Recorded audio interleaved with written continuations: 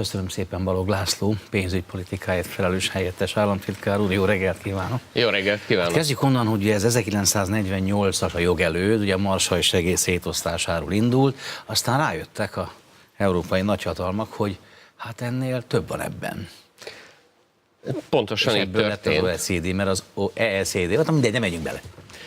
Hát már föltette, azért annyit érdemes belemenni, hogy valóban 1948-ban indul a Marshall terv, és a Marshall terv lényegében végrehajtására, adminisztrálása jön létre az OEEC, ami még európai méretű OECD volt, tehát az OECD előtt szervezete, aminek egyetlen feladata volt a háború utáni Európa újjáépítésébe segíteni, és hogy a Marshall, George Marshall, az akkori külügyminiszter meghatározta, a legnagyobb kár Európában nem feltétlenül azzal történt, hogy elpusztultak gyárak, berendezések, épületek, vagyonok, hanem azt a gazdasági szövetrendszert pusztította el a háború, amivel ezek az országok az együttműködést a háború előtt még tudták folytatni.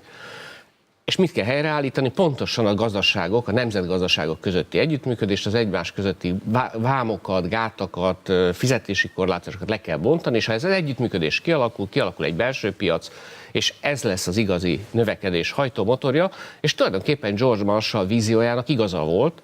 Maga az OEEC, a Marshall terv legnagyobb segítsége nem is annyira az anyagi segítség, mint ennek az együttműködési mechanizmusnak a kialakítása volt.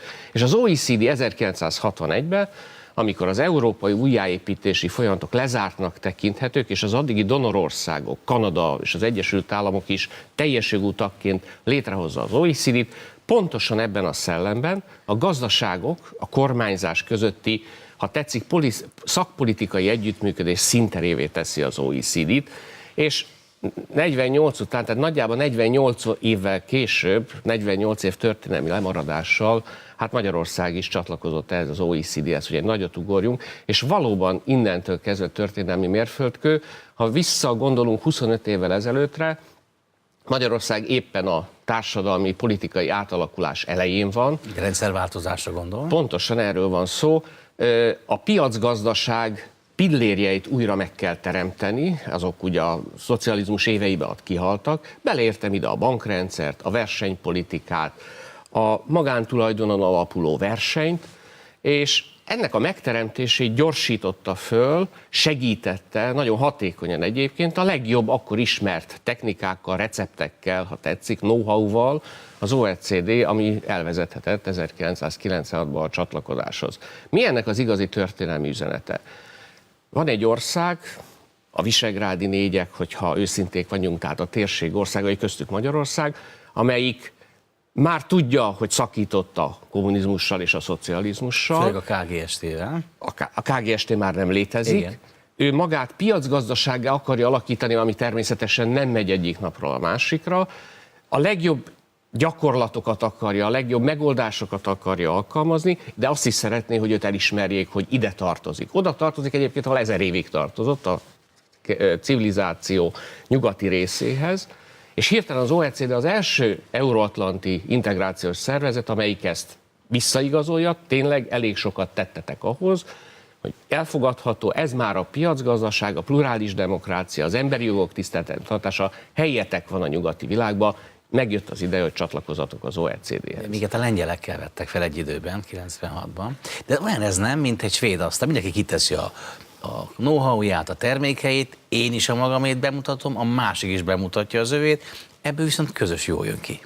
Pontosan ez történik. A tegnapi ünnepi nemzeti tanács, OECD nemzeti tanácsülésen, ahol nagyon sok, ahogy elhangzott a fölvezetőbe, korábbi nagykövet kollégám vett részt, de egyébként megtisztelte az ünnepi ülés Boros Péter miniszterelnök úr is, Marton János volt külügyminiszter úr is, Kádár Béla nemzetgazdasági miniszter úr is. Tehát arra emlékeztünk vissza, hogy talán a legnagyobb értéke az OECD-nek az, hogy mindenhonnan a legjobbat, a legjobb gyakorlatokat, a legjobb megoldásokat tudja előbányászni, de nem csak előbányászni, objektív módon értékelni és elemezni.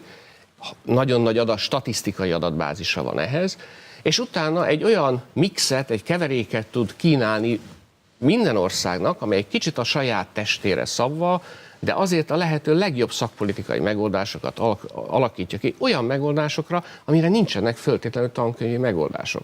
És ebben áll magyar szempontból talán a 20 év egyik nagy tanúsága, hogy váratlan helyzetekben, olyan helyzetekre, amit a világgazdaság fejlődésével produkál, az OECD néhány évre előre gondolkodva próbál előre válaszokat adni, szakpolitikai válaszokat, amit utána a tagállamok a saját politikájukba, szakpolitikájukba be tudnak építeni. Tehát ha tetszik, kifejezetten anortodox megoldásokat keres az OECD, még ha ezt a szót nem is mindig használja. Ennyiben azt kell mondjam, hogy az elmúlt 20-25 év eredményei Magyarországon valószínűleg így egy az egybe soha nem jöttek volna létre az OECD segítsége, vagy az abban való aktív részvételünknél. Hozott be egy kiadványt, ez most jelent meg, ha valaki belepillant, pedig olyan sokat lehetne még róla beszélni, tehát az egész világon átnyúlik, hiszen most már 2000 óta Chile is tagja, 2010 óta, bocsánat, Chile is tagja, de Új-Zéland, Ausztrália, Amerika, Kanada, az egész világot behálózza. Ami történelmi mérföldkő volt Magyarország, Lengyelország és Csehország számára, az bizonyos szempontból történelmi mérföldkő volt az OECD számára is.